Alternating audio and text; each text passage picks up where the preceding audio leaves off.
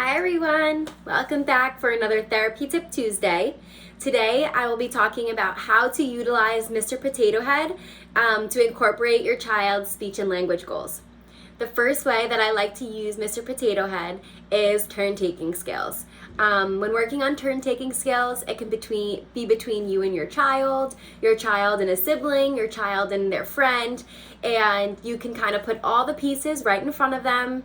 I like to use a clear bin so you can see all of them, and kind of have your child and their partner kind of take turns. You know, it's my turn, it's your turn, and then at the end they can kind of describe their own Mr. Potato Head on what they've created.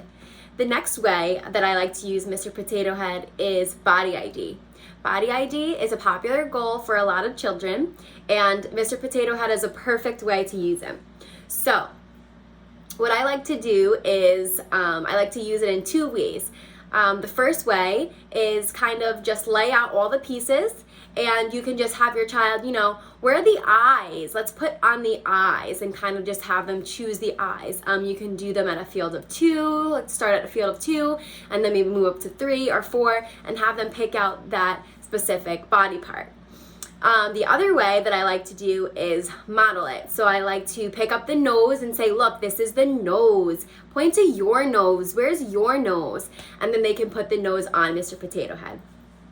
The next way that I like to use Mr. Potato Head is kind of increasing their sentences. So maybe you have your Mr. Potato Head created and you go from each part. So you say, look, Mr. Potato Head has blue shoes, and kind of model the language that way. Hopefully they'll start imitating you, and then you could start pointing to different parts and say Mr. Potato Head has a, and kind of have them increase their sentence skills that way.